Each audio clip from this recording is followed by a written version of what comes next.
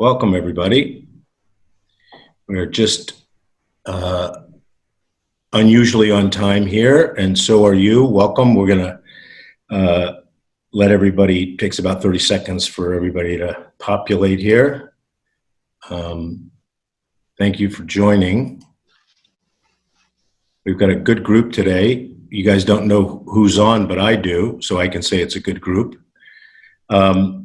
While we're letting everybody to load on, a couple housekeeping items. As many of you have become a term that I just learned on this call, Zoomies. You're familiar with the protocol here. Your video and audio is off as an attendee.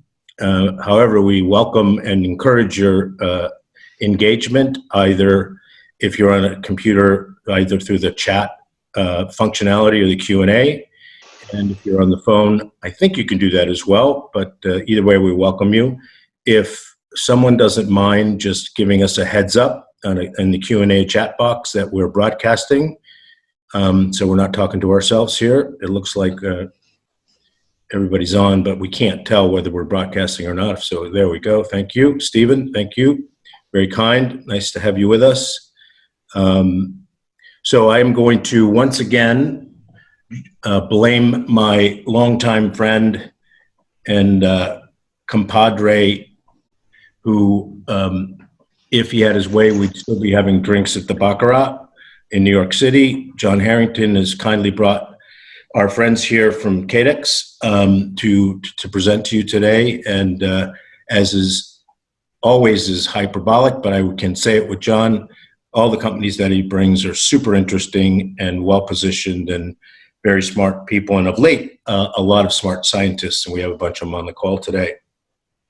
So just also disclosure item, we are recording this, so your chat and Q&A won't be recorded so you can tell dirty jokes, but if we let you in for a voice question, just so that you know, it'll be published worldwide.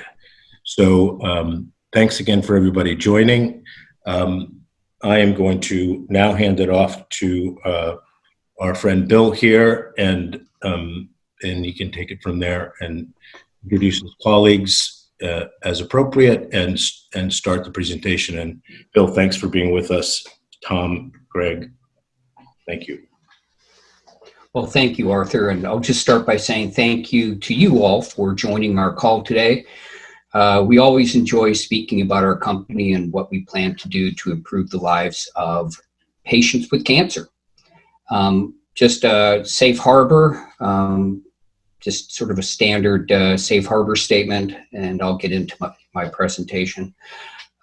My name is Bill Haack, CEO of Cadex Genomics. I have over 25 years of life science experience, where I have had the good fortune of being part of teams that have brought many novel cancer drugs and diagnostics to market. Many products that you may likely have heard of, Rituxan, Herceptin, Oncotype DX, to name just three. I've spent almost my entire career on the commercial side of the oncology business. And along the way, I've had the great fortune of working with many talented teams, none more talented than the team we have assembled here at Cadex Genomics. We have a team of very talented commercial operations and R&D professionals, each with over 20 years of industry experience, and all having successful careers in well-recognized life science organizations. And joining us today is Greg Schaefer, our Chief Commercial Officer, and also joining us is Tom Stitt. Tom is an advisor to the company and helps with our forecasts and cap tables and other business matters. Gentlemen, would you please introduce yourselves? Sure. Thank you, Bill, and thanks everybody for joining us this afternoon. I'm Greg Schaefer, Chief Commercial Officer here at Cadex Genomics. Similar to Bill, I have over 25 years experience in both the biopharmaceutical and molecular diagnostic industries, commercializing a number of successful therapeutics and molecular tests, and a number of roles I played in those organizations, including sales leadership, managed care market access, working with insurers, and also strategic marketing. Tom? Thanks, Greg. Also about 20 years of experience. Well, my name is Tom Stitt. About 20 years of experience. It crosses over more sectors probably than Bill or Greg, but so health tech as well as patient engagement and others. Most recently, I worked on a transaction that involved a large health system selling a Medicare Advantage plan to a small investment group. Most of my last 15 years have been involved with supporting transactions in the healthcare industry, and that's me. Bill? Thank you, gentlemen. So I'll just jump right in here. Cadex Genomics has developed a platform technology that can be used across a number of important oncology diagnostic applications. We are currently focused on a product we're calling Alibrex, which addresses an intended use we are calling real-time therapy monitoring. Let's spend a few moments just to talk about the problem that Alibrex addresses. With each passing year, treatments for stage 4 cancer patients grow increasingly more intense. And despite this, very few stage 4 cancer patients are cured of their disease. In fact, very few patients are even treated with a curative intent. Rather, the goal is to improve or increase the patient's life and extend the patient's life. However, those treatments come at the cost of diminishing the quality of the patient's life. And what makes matters worse is that more than 25% of treatments delivered to the patient in this setting fail to arrest progression of the patient's disease. In those cases, the patient receives, as we say, all the harmful side effects of the treatment and none of the life-extending benefits.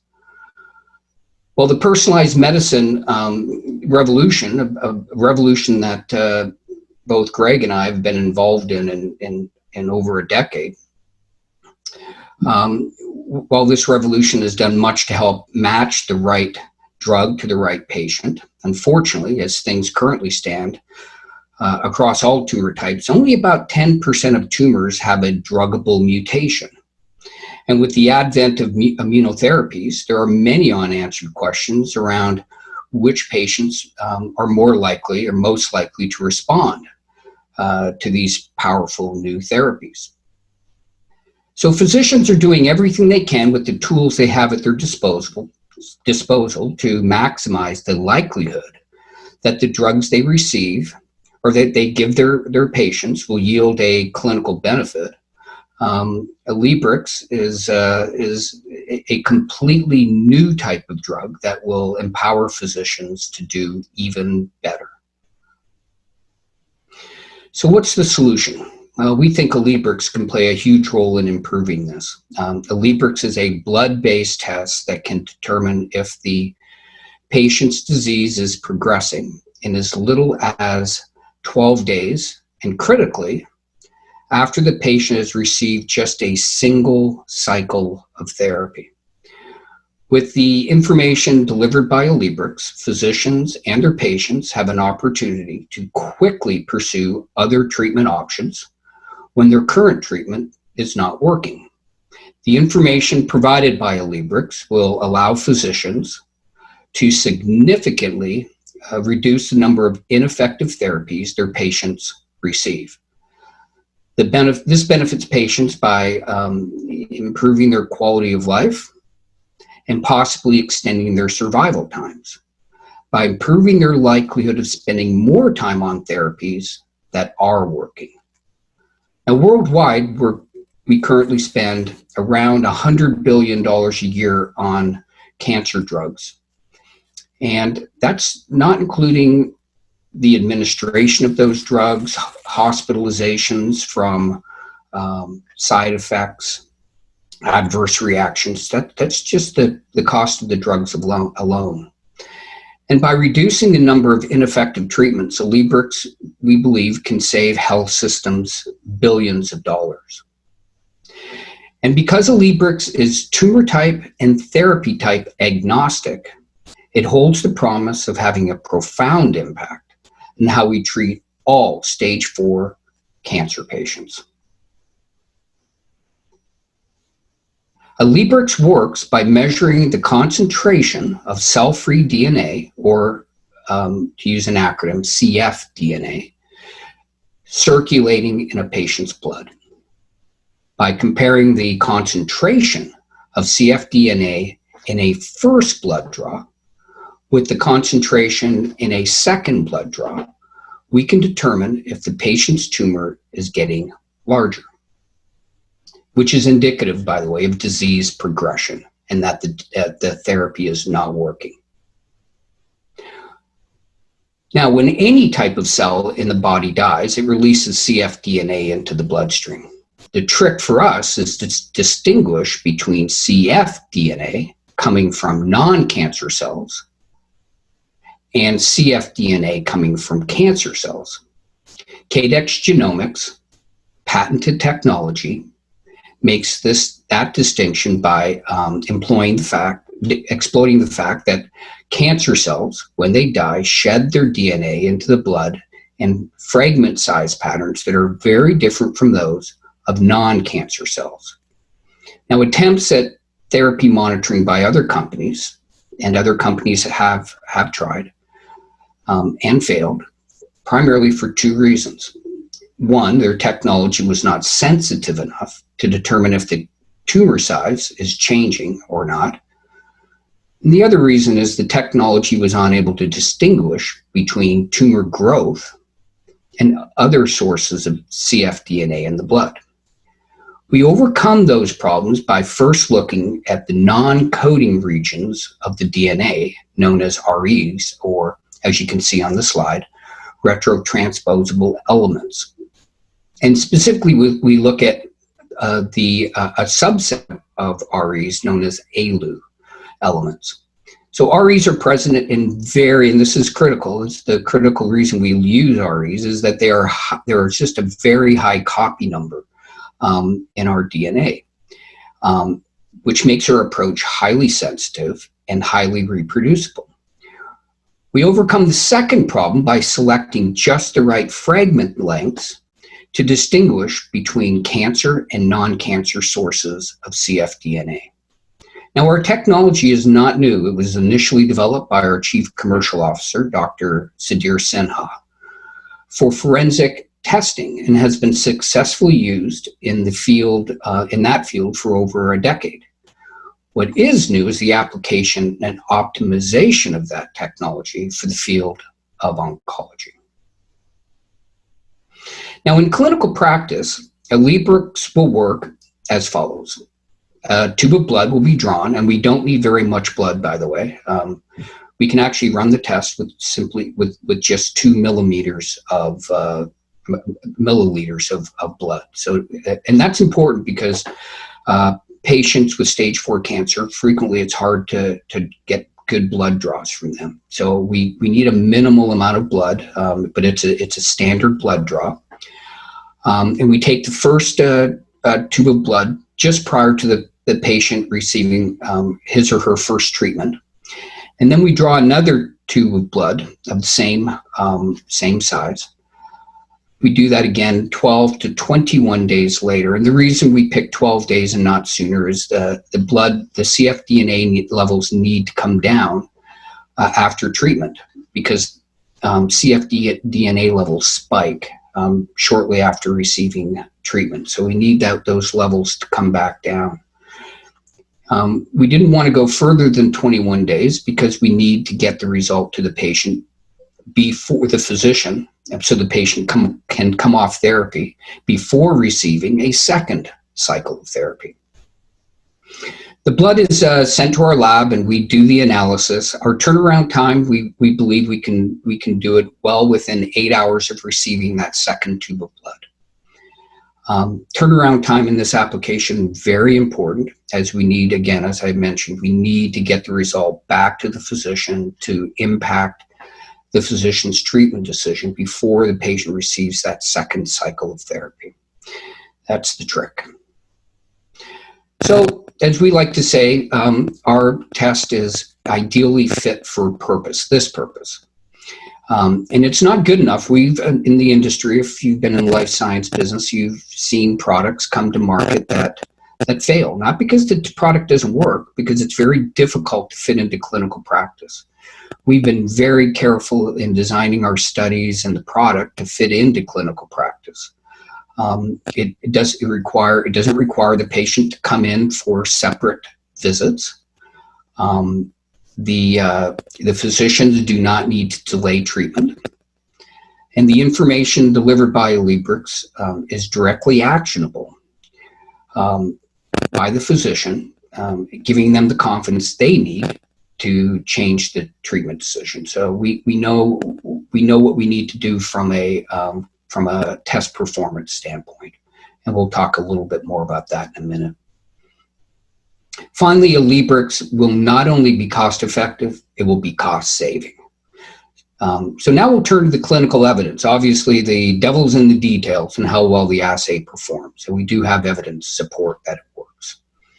But before we get into that, I think it's really important that you understand that we are still developing clinical evidence for Alibrex. We have an ongoing study we're calling uncreatively Cadex 0001. And it is a multi-center, multi-country development study.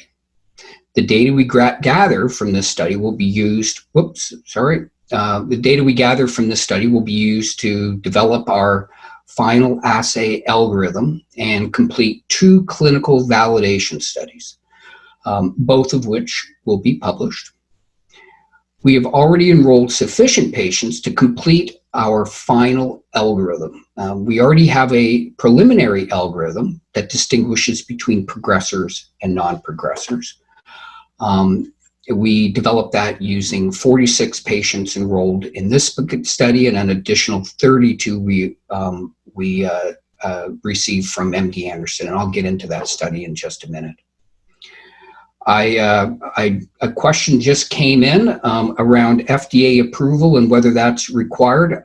We will answer that question. Greg will answer that question in just a moment. So David, thank you for your question.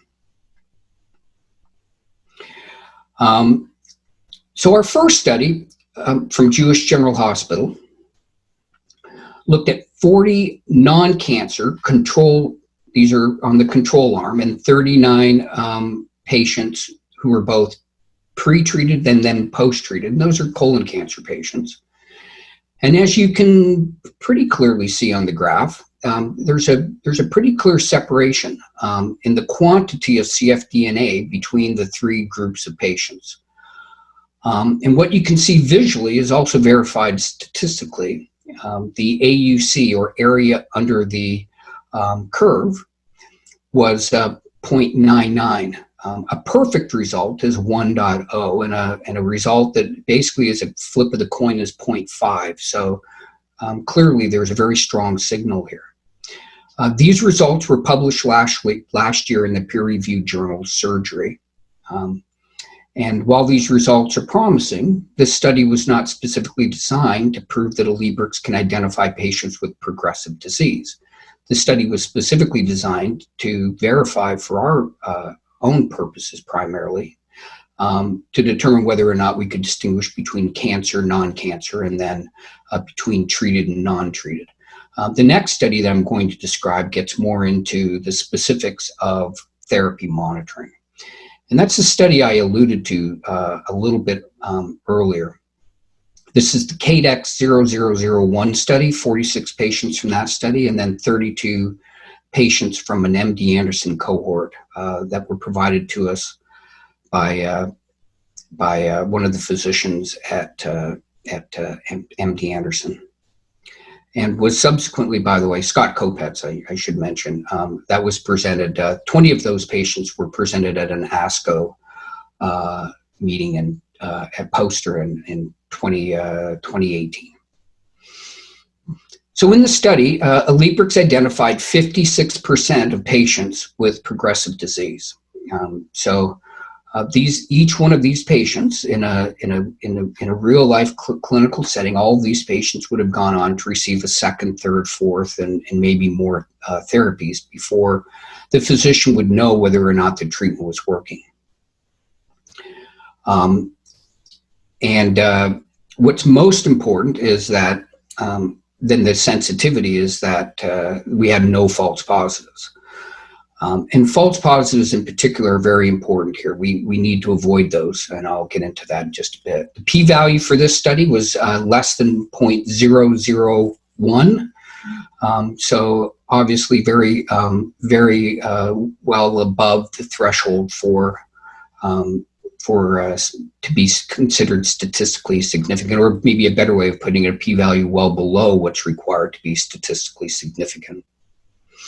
So it's important to note again that the Alibrex assay is designed to be optimized around specificity, not sensitivity. And again, that's because in order for the physician to feel confident enough in the result to take a patient off of therapy, which could be extending the patient's life, they need to be confident that the result is not a false positive. And so a high, what's known in statistics as a PPV, or positive predictive value, a high PPV is critical in this setting. We have done some market research, nothing formal.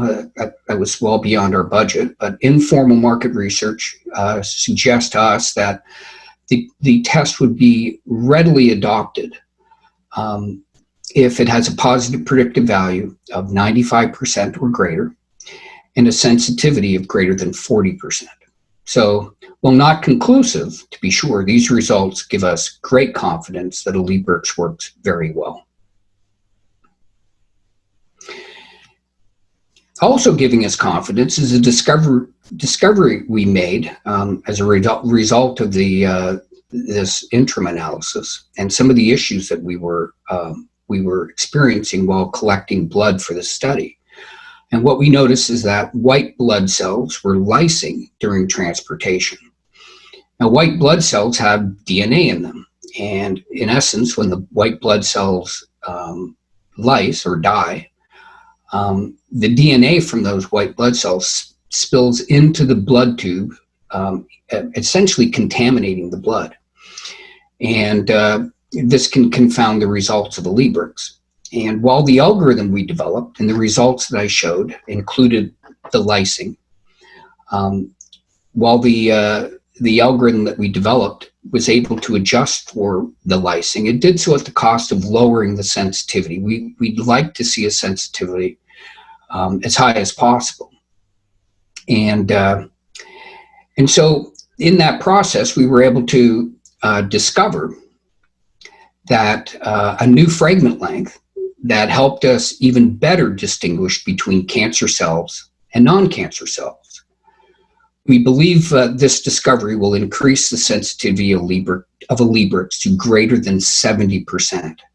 And we feel confident that it will allow us to apply the technology into other cancer applications. And we'll speak more on that in a bit. On this discovery, we have filed a provisional patent with the U.S. Patent Office. And we did that, I believe it was January of this year. Now let's turn our attention to the business of Alibrex. So real-time therapy monitoring is in diagnostics, a very large market.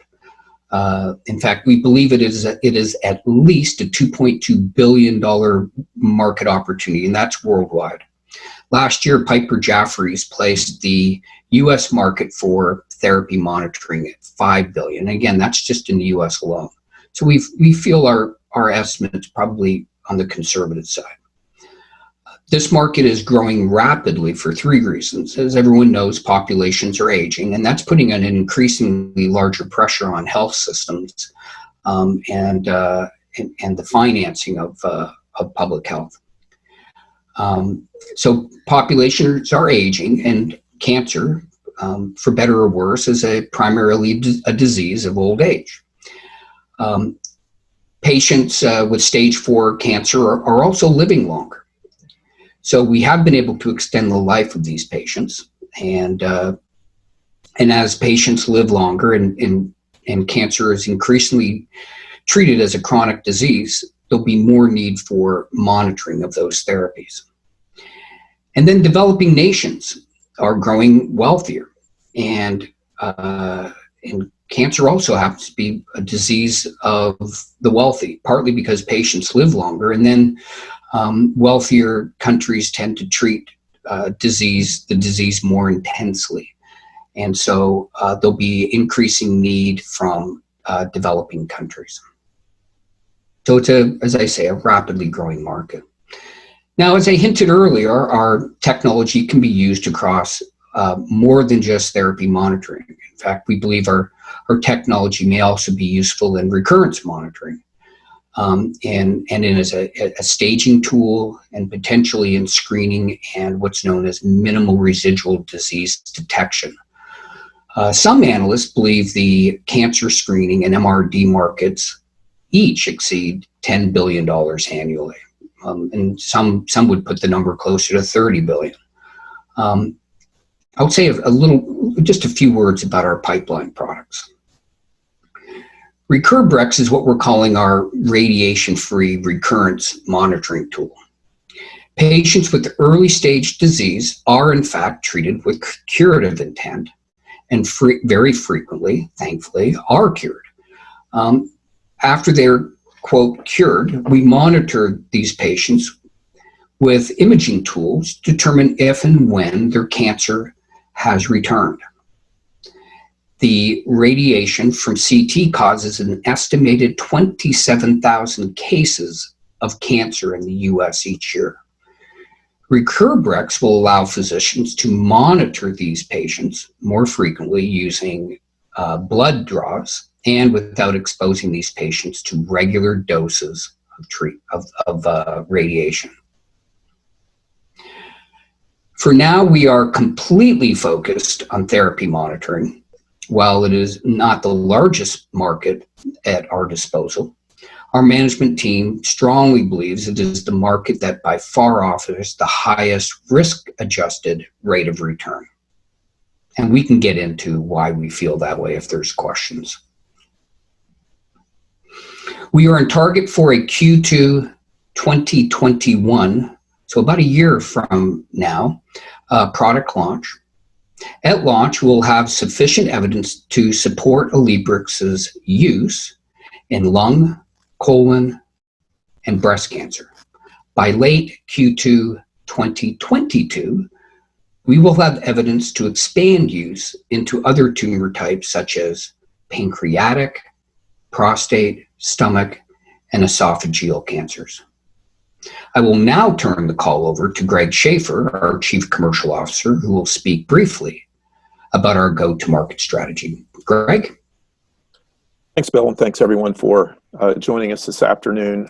I'm going to touch on four main topics, that being regulatory pathway, the pathway to reimbursement, demand generation for the test, and then finally the commercial timeline for Librex. And the first portion is the regulatory pathway, and David, I hope this will address your question from earlier in the chat. So there are two options to consider for a regulatory approval in the United States for a laboratory developed test, which our test is an LDT. One option is certainly the FDA option, of which you've asked the question. And the other option is following the CLIA pathway, and that's available only to laboratory developed tests or LDTs. And if you look at the industry for laboratory developed tests, which is the graph on the right, you can see that the revenue by regulatory pathways, you can see is overwhelmingly skewed towards the CLIA pathway. The vast majority of tests will follow, and companies to gain approval for their tests will follow this pathway for a number of reasons. It's more efficient, you'll gain quicker approval, and it's less costly approval. It is also a well-defined and proven process as well. So that's the process that we plan to follow for Cadex Genomics with the Librex. So we'll focus on the CLIA approval for our particular test. There's always options down the road to consider FDA approval, and we will develop our data in a manner that we could pursue that option if it would have a strategic benefit for us. But currently we'll be approaching the CLIA regulatory pathway. Hey, Greg, well, you're on this slide. Can you also answer David's question regarding cost of the test to the patient? Oh, certainly. Thanks for that. So our costs for the test, right now, we're anticipating a list price of roughly $1,000, and that will be for both tests, the baseline test and the test 12 to 21 days later. So those tests will be billed as one unit, and it'll be $1,000. And if you look at Medicare for these types of tests, once we have Medicare approval, Medicare pays for 100% of laboratory developed tests through Medicare Part B, and then private insurance companies, once we have payment through them, we anticipate they'll pick up a very large proportion of the test. Patients would have some potential co-pays along with that. But that will be the process for our test, will be to go to bill insurance companies and Medicare for the test. In the time between, and this is, programs that we put in place at other companies, in the time between when we launch and when we have coverage, we will have a patient assistance program to make sure that that patients don't undergo financial distress over the cost of the test. These patients obviously are undergoing tremendous financial pressures from the increasing burden that cost sharing is placing on them, and so we would put a patient assistance program in place to help defray some of the costs of the tests. Okay, next slide. Yeah, so next slide. We're really focusing with Alibrex that our customer messaging will be supported by evidence that's published in peer-reviewed journals. This is a requirement to truly gain adoption by providers, payment by Medicare, and also by private insurance companies, and also to gain recommendations from guideline organizations such as NCCN, the National Comprehensive Cancer Network. As described earlier, we're developing and investing heavily in publication, clinical development, and publication of evidence, both pre and post commercial launch, and this will help inform and guide our promotional messaging to all the different stakeholders, whether they're physicians, patients, or payers. The reimbursement pathway for Alibrex. So first we'll focus on Medicare, as that will be our initial primary focus. We'll be gaining Medicare coverage. That's because this represents 50% or more of potential revenue in the United States. We will gain this coverage working through the local coverage determination, or LCD process, and this is administered by the Palmetto MolDX program. The Palmetto MolDX program is a program that's been implemented to specifically evaluate molecular diagnostic tests for coverage by Medicare. Our team has significant experience working with this process, and we have a strong professional relationship with the MolDX review team. In fact, we've completed an early meeting with the medical team at Palmetto, and as you can see from the comment in the slide, received very positive feedback on our clinical development program.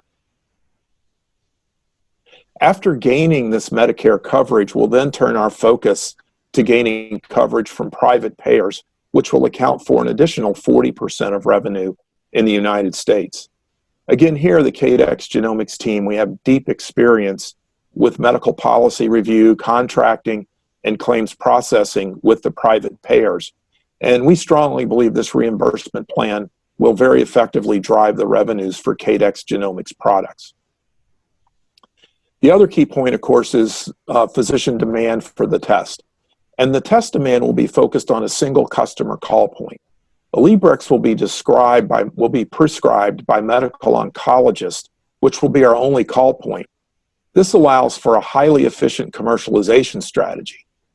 In the United States, for example, there are fewer than 1,400 oncology practices, and 60% of medical oncologists practice in fewer than 25% of these practices.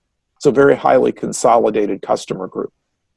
The bottom line is that our customers are focused in a single point of contact, consolidated in a low number of practices, and this provides high efficiency amongst our sales team, which will allow us to commercialize Alibrex with a small, focused, highly skilled sales team that can be scaled as key milestones of funding, clinical data completion and publication, and payer coverage are attained. And finally, the timeline for librex commercialization looks as follows. We will launch librex in Q2 of 2020, again using a small sales force focused on the early adopting sites. I'm going to correct you. Sorry, Greg. 2021. Okay, I'm sorry. 2021 with the small sales force focused on the early adopting sites and large potential oncology practices. When our draft LCD is published, we will increase the size of our sales team to build provider demand that will fuel revenue from the utilization in Medicare patients. Next, we anticipate commercial coverage to begin at the start of Q3 2023, and shortly thereafter, librex will be included in the NCCN guidelines and really considered a standard of care in the oncology community. And with these two additional components in place, it will give us again another opportunity to expand our sales team to drive revenue and our managed care team. And we believe the growth of both of these teams, along with NCCN guidelines and also broader commercial coverage, will fuel very significant sales and revenue growth in 2024 and 2025. So now I'll turn it over to Tom to review this financial opportunity, the forecast, and the milestones. Thanks, Greg. The financial forecast and milestones, including the funding milestones, are basically closely tied to the timeline Greg just described. The first revenue is anticipated in 2021. The revenue growth in 2023 for librex is driven by a final Medicare local coverage determination we assume will be issued in early 2022. And as Greg mentioned earlier, we expect about 50% of our total revenue from librex to come from Medicare. The revenue growth in 2024 is driven by NCCN, which Greg mentioned. It's a professional organization, including librex in their practice guidelines. Being within the NCCN guidelines in turn drives private insurance companies to pay for claims involving librex and treat librex as a standard of care. Recurbrix development and clinical study expenses are covered, but there's no material Recurbrix revenue assumed until 2026. In 2024, we start to get some benefits from economies of scale for lab costs. They deliver better gross margins. That helps support a cash flow break even and profitability occurring sometime in 2024. We closed on $1.5 million in seed funding from friends, family, and a highly respected oncologist in January of 2019. None of the seed investors are institutional investors, so they're not likely to invest in subsequent rounds. Our current Series A funding ask is for a total of $21 million in 3 tranches. Each funding tranche is tied to the achievement of a key milestone over a 22-month period starting now in May of 2020. We achieved the first milestone with our positive interim study clinical results late last year, which Bill talked about earlier. The 2 additional funding rounds are tied to achieving key commercial milestones, including a local coverage determination for Medicare for librex. Follow-on funding rounds basically drive revenue growth in 2023 and get us to cash flow break even and profitability in the first half of 2024. Our approach to valuation was to look at molecular diagnostics comparables in the oncology segment, primarily public market comparables like Genomic Health, that's now part of Exact Sciences, as well as Guardant, Myriad, Veracyte, and Castle Biosciences. We also looked at the quarterly reports published by Silicon Valley Bank and SVB Leerink regarding round-to-round multiples in terms of valuations. We think our valuation targets are fair given current conditions, and they also leave plenty of room for future upside for investors, especially if future market conditions have more certainty than they do today. Our revenue per employee target for 2024 is very close to that achieved by Genomic Health prior to the merger with Exact late last year. Most of the other molecular diagnostics companies active in the oncology market segment have one-and-done revenue models for their products. librex has the potential to be used sequentially in each cycle of late-stage therapy, basically creating a recurring revenue scenario. So if you're interested in investing or looking for additional information, please email or contact us. You can download a more detailed presentation in terms of the science on our website at the URL on the screen. We also have an online data room set up to support diligence. So Bill, back to you. Thank you. Well, thank you, Tom and Greg, for that additional information. We'll now open up the floor to any additional questions.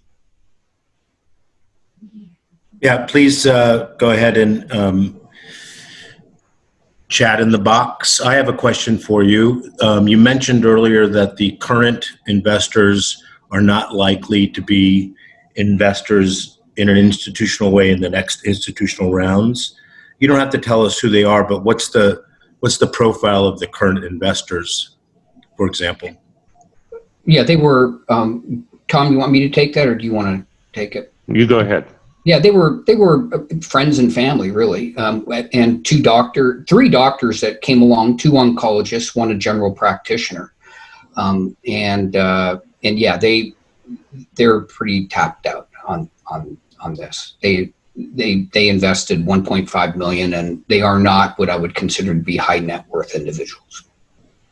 And how far along on the current raise are you? Tom, we'll let you handle those questions. Yeah, we don't have any term sheets. We're having a pretty serious discussion with a family office based out of Hong Kong. They're showing quite a bit of interest. So we have not raised anything toward the first 5 million.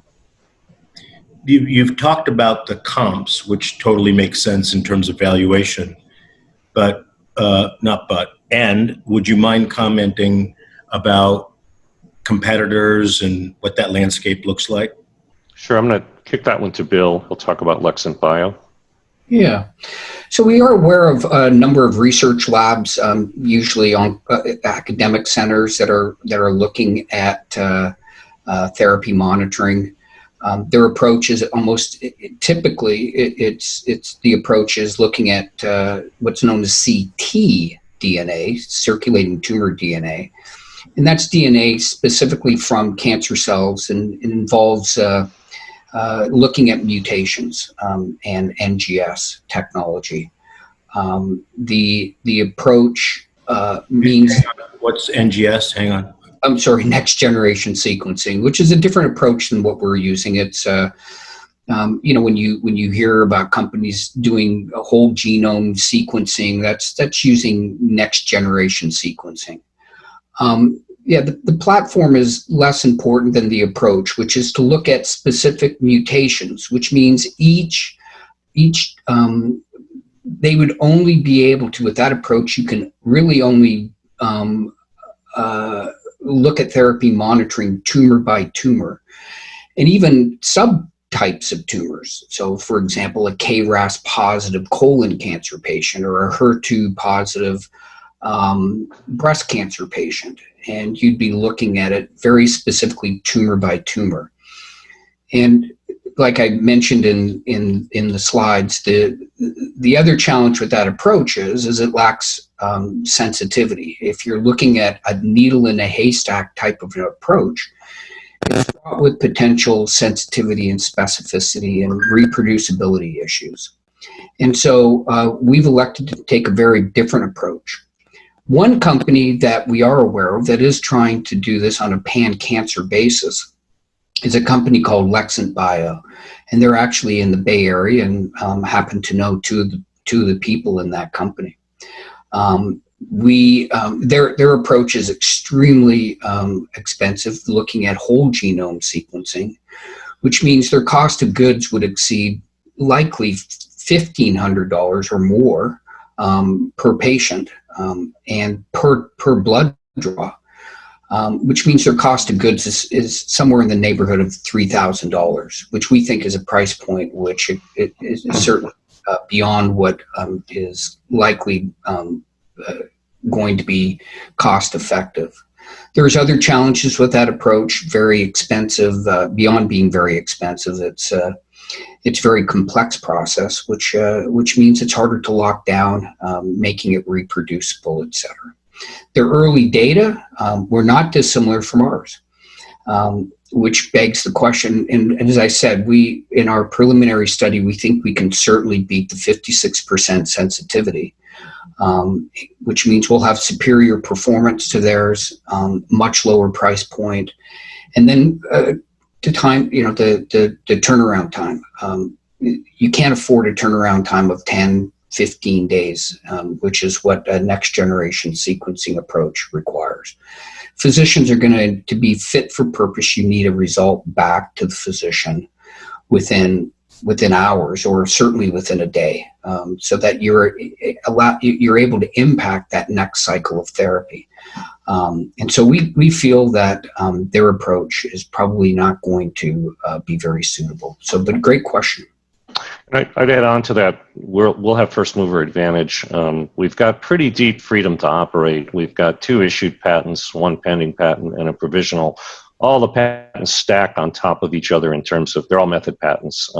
So the way we go about differentiating cell-free DNA is pretty well protected. And then to Bill's point, the lab methodology we use, qPCR, is well understood, pretty pervasive, been around a long time, and highly trusted. Yeah, in fact, topically, COVID-19, SARS-CoV-2 is that is a PCR test. So it's very topical, actually, PCR testing. The other thing I would add is we will have, apart from our patents, we'll also have a number of trade secrets that wouldn't be subject to a timeline where they expire. And an old trick we learned from genomic health, and certainly not just genomic health, but in the therapeutics world, is publish, publish, publish. Physicians want to feel confident when they're using a product, and that means publishing and staying ahead, answering the questions that they have. And as having first mover advantage, the best way to take care of taking advantage of that is to get what's known in the industry as ISTs, and get physicians involved in publishing. And this is a public, because it's across all tumor types, all therapy types. This will be a research and publishing rich environment to operate in. Any other questions? So I have another one, if you don't mind. Of course. And there's a lot of smart people on the call, so I'm going to say dumb it down, but more of a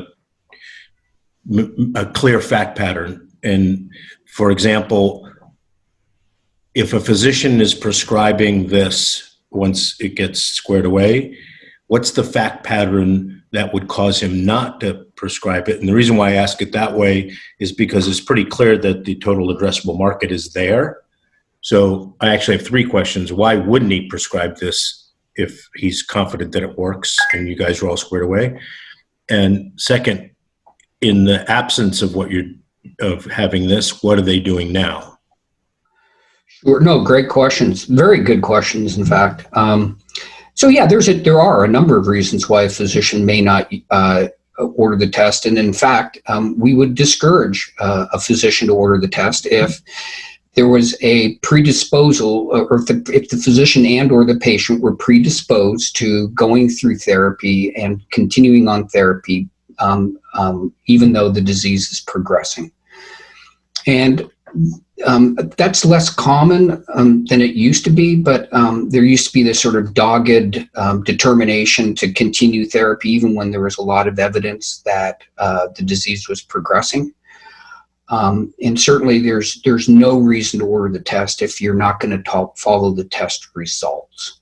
And so that's one reason. We do believe that it's going to be very challenging after just one clinical validation study. It's going to be very challenging to get physicians to use the test in first line of treatment. Once you go from first line to second line, the effectiveness of the second line falls off dramatically. And so physicians may want additional evidence before they'll be willing to support using the test in first line. And so that's exactly why we're following the first CV study with a second CV study, clinical validation study, to give physicians that confidence that, yes, in fact, now it's been validated twice. We've been able to repeat the results twice. The other thing I'll say is an area where physicians will be likely very, very reluctant to use the test will be in immunotherapy. Because where I said most patients aren't treated with curative intent, and that's certainly true, in the case of immunotherapy, some patients are in fact being cured. And that's great news. And so there may be some reluctance to take a patient off of therapy that could be curative. And so we are prepared, if necessary, to do a third clinical validation study that's focused only on immunotherapy, to give physicians that confidence that says, I've got a patient on immunotherapy, I've got a progression result from Cadex Genomics. Do I really want to take this patient off of therapy? And if that's the evidence that they'll require of us, then we'll be prepared to do that. These studies are not terribly expensive. They aren't like multi-$100,000 or $100 million studies. These are, several $1 million studies, and we're more than prepared to deliver the evidence that's necessary to get broad use. And then finally, I would say it would be reimbursement, which is why we want to put a patient reimbursement program in place, so that we take the reimbursement issue off the table, get physicians feeling comfortable using the test, so that finances don't become a barrier to the patient gaining access to the test. Greg, did you have any additional comments?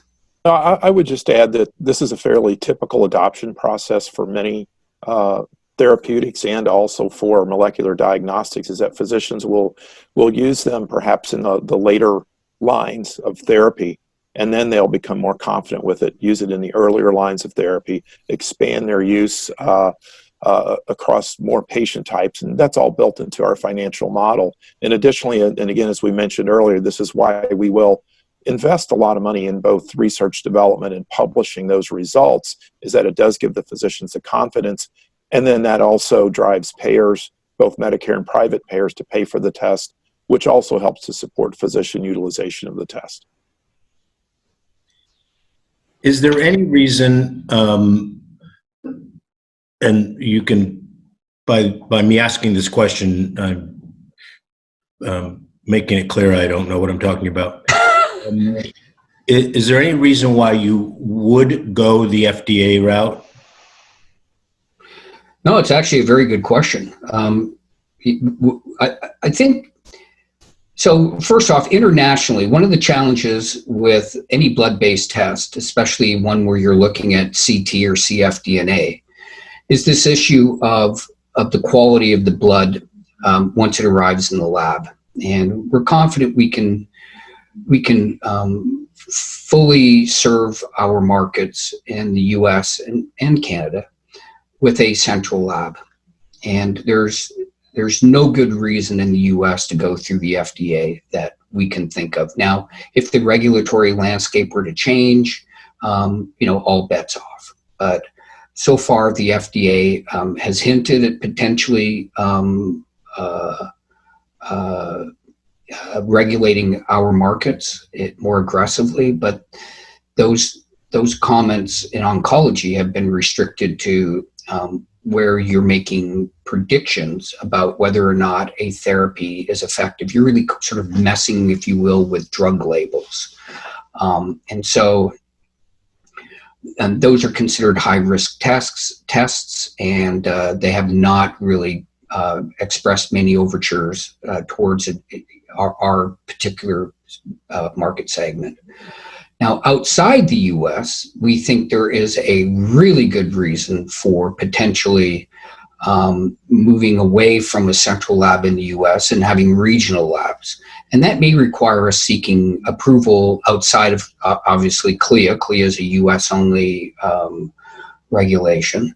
And it may require us to go to the FDAs and those, the moral equivalent, if you will, of the FDAs in those countries. The other thing we may do, and this is where we might go through the FDA, is it may be advantageous for us to have a kit, and those we think we could do a great job of reaching markets in South America and countries like India with a kit where the test can be performed locally at even lower cost, which is going to be required to penetrate those markets. A $1,000 test, which is low by U.S. standards compared to some of the tests that we see that are $7,000, $6,000, $7,000. This is very low. But in order to penetrate those markets, I think we're going to need to do it in hundreds of dollars, and eliminating shipping costs would certainly be advantageous. So we think that a kit, and actually going through the FDA for those kits, which could accelerate their approval outside the U.S., may be an appropriate way to go. So we would offer it both as a LDT and as a kit, but sell the kit outside the U.S. So those are all options on the table, and actually a very good question, Arthur.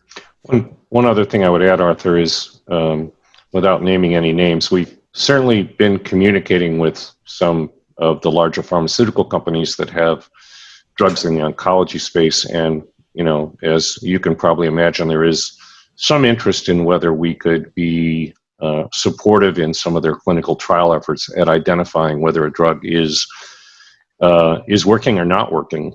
But that's not at the top of our list in terms of librex. If for some reason that became interesting or relevant, then that could be another reason to look at FDA approval. But right now, that's not our focus. And Bill or Greg, feel free to correct if I didn't say that right. But we're not going down that path at the moment. No, with the librex, I mean, certainly MRD testing, if we went down that road, it's a huge market, and that would be more likely we would go down an FDA route. Again, I would just say, I would just keep with the mantra, fit for purpose. We will do what is most suitable for the application that we're looking at. And in the case of a librex, certainly LDT is the right regulatory approach, but with an MRD test where we're working with pharmaceutical, an FDA approach may, I wouldn't say definitively, but it may be more appropriate. Greg, did you have any further comments on that? Well, I think that's exactly right. And I think it's important, based on the fit for purpose and really adding to that fit for purpose. And you mentioned us being cost effective, only $1,000 for our test versus $4,000, $5,000, $6,000 for mutational analysis. But you also compare the $1,000 price point for our test with saving for a cycle of therapy that may cost $10,000 to $20,000. So, that value is certainly there at that price point, and that fit for purpose as well. I'd add to that sort of the reverse of what Bill was saying. I mean, IO therapy is going to become more and more important for stage 4 patients.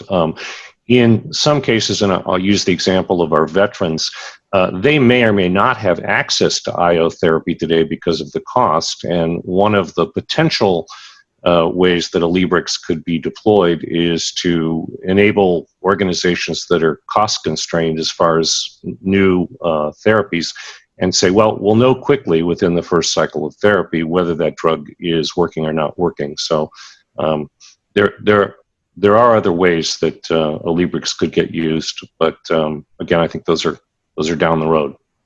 Great comment though, Tom. Very good comment. Wow, this is super interesting, and we're running up against our drop-off time here.